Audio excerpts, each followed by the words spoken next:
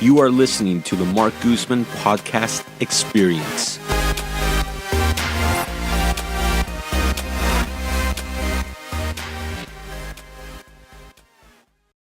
We're live recording. Yep. Sweet. Thanks for tuning in to another episode of Ask Marc Anything. I've heard a few of you guys reference Ask Marc Anything in person over the last few weeks, so it's awesome that you guys are listening, paying attention to the episodes. I hope you enjoy my little beginner Photoshop photos on Instagram. Try to make them eye-catching and hilarious. They're definitely eye-catching. Yeah, maybe not hilarious, but eye-catching, right? So yeah, let's just get into the few questions we have here before we take off for the weekend. Yeah, so first question is, the term market correction has been used a lot on this podcast. What does a market correction mean? So, yeah, we've used it a lot here on the podcast, especially on the highest and best episodes, because the hot topic the last month has been, are we entering a market correction? And to explain that a little bit more, many people will refer to a market correction when prices have really reached the maximum value, right, for properties. And there's now a trend of prices dropping again. That's usually referred to a market correction. And that's what we're seeing right now. We saw prices really peak in July. August, we saw some more inventory come onto the market. We've seen much more price reductions on the market. And so we're seeing the trend where people are starting to pull back. Buyers are not coming in and making multiple offers on various properties. They're not looking at properties as often. They're kind of sitting on the sideline waiting to see what's happening. And we're noticing, again, more and more price reductions. Values in some neighborhoods, some cities are dropping. The price is essentially correcting itself for various factors. And the reason why the prices are dropping, I mean, you have a few reasons. I mean, number one, you have more inventory on the market. If you have more inventory on the market, yet your demand is the same, you're going to see prices drop a little bit. Everything really comes down to economics 101, supply and demand.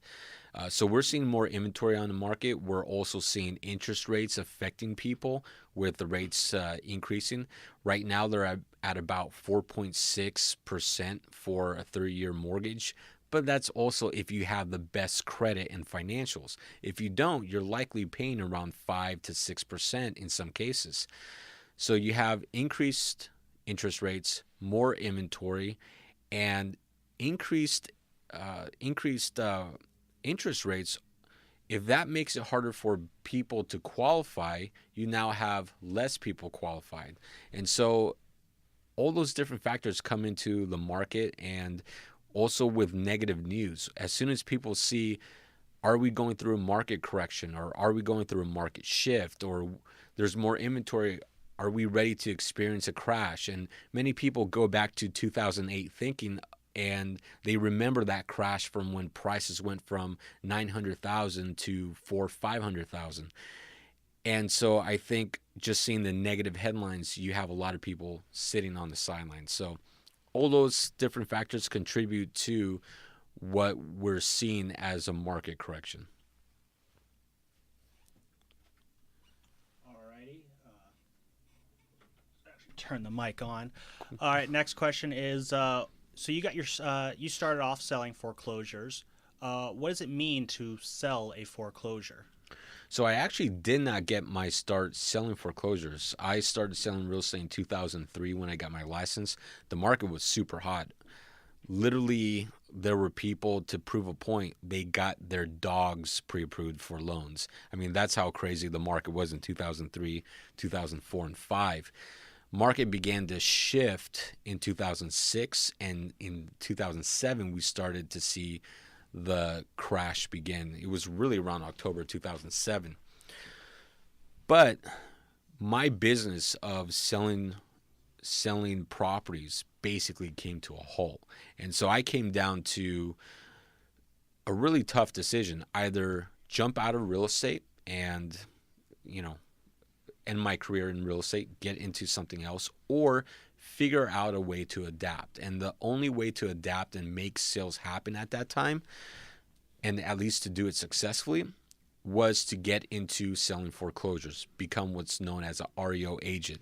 The problem is, at the time, many REO agents were getting a lot of listing business because of specific relationships that they had built over the years with various asset managers and banks. And so me being a newer agent, I didn't have those relationships. So I essentially teamed up with one of my mentors, and they had some old connections, and together we formed a foreclosure sales team. Now, to sell a foreclosure, what that basically means is when a homeowner is not paying the mortgage, the bank will give them a notice and basically file what's called a notice of default. The notice of default then gives 90-day notice prior to a foreclosure. So as soon as the bank would be able to foreclose is 90 days after this notice of default. Then there's a notice of sale. The notice of sale then tells the homeowner that on this specific date, we are foreclosing at the court steps. And what happens is usually a bank representative at the court step will then show up, and the bank can either sell the property at auction at the court step, which is somewhat popular for some investors. They will buy properties at the court step. Or if the bank does not feel like they got a high enough price at the court step, they will foreclose on the property. Now the bank owns the property. Whether the property is occupied or not, they now foreclose on the property and assign that property to an assigned foreclosure agent or an REO agent. This agent would then go to the property, identify if it was occupied, maybe occupied by a renter or by the property owner. Or if it was vacant, then they would just take over, rekey, and move forward with selling the property, maybe even fixing it, rehabbing it. If it was occupied, then you went into various other methods of getting the property vacant, either through an eviction. You might do cash for keys, relocation assistance for people to where the bank. I did a relocation assistance where we paid tenant $25,000 to move, and we gave them 30 days and they were able to move. So that's pretty much what it comes down to selling a foreclosure. If you're a buyer looking to buy a foreclosure, you can do that in one of two ways. Either buy one that's already listed on the market, which is like buying any other property, or you buy it at the court step. But if you buy it at the court step, you're going to have to come in with cash, or you're going to have your financing, all the ducks in a row, because there's a lot of competition there at the court step. And even if you have the highest bid on the property, does not mean that the bank will actually sell it to you, because there's a lot of factors. I mean, that would be a whole nother hour episode, just explaining the various different factors a bank may consider into selling a property at the court step. So that's essentially, in a nutshell, what it is to sell foreclosure. Maybe next week on Ask Marc Anything, we can dive into that. Yeah, we could. Nice hour-long AMA. Yeah. So last question is, what Bay Area city would you consider an up-and-coming place to live? Well, exactly where I live, Richmond. I think Richmond is a really, really underrated city. It's always had a really bad, what would be the word for it? A bad reputation, yeah, because of crime. And city of Richmond made the top 10 worst cities in California for many years, up until I want to say 2005 or 6. And things really changed, and Richmond's changed a lot. We interviewed Bill Lindsay, who just retired as a city manager. And if you haven't seen that episode or heard it, definitely go check that out. I can't remember the episode number, but it's sometime in the last between episode 100, 150. Look for Bill Lindsay, because he did a great job in really turning Richmond around. Episode 110. 110, perfect. Thanks, Sam. He did a really good job in his career with Richmond in changing the city and doing a lot of good. And I think to this day, though, there's still a lot of bad. Richmond still gets bad rep, even though crime's dropped significantly. And I'm excited too because Richmond has a great future ahead of it. You have Hilltop Mall, for example. It's a very old mall, hasn't been updated in forever. No one goes to that mall, yet you have so many people itching for a mall or some kind of revamping of the mall, because many people in West Contra Costa will go to Bay Street in Emeryville, or they go to Sun Valley Mall in Concord. So there's people that want to spend money, that want to have various different services or experiences close by in West Contra Costa, but it's not available. And so there's a development group that recently purchased Hilltop Mall, and they're breaking ground this month in revamping and remodeling the entire mall. And they have some amazing plans. They plan to build about 3,000 to 5,000 residential units in the parking lot of the mall. But it's also going to have some high-end restaurants. It's going to have, right now it has a 24-hour fitness. I want to say they're going to double up in size. There's going to be 27 new restaurants and many different services that's going to be uniquely tied to the surrounding community. So I think that's going to be something really, really exciting to look forward to here in the coming, I think they said 1 year to remodel and probably another 2 or 3 years to build all the units. So it's coming. There's a lot of money that's going to be dumped into Richmond. You have big companies really looking at Richmond as a potential, location for their companies.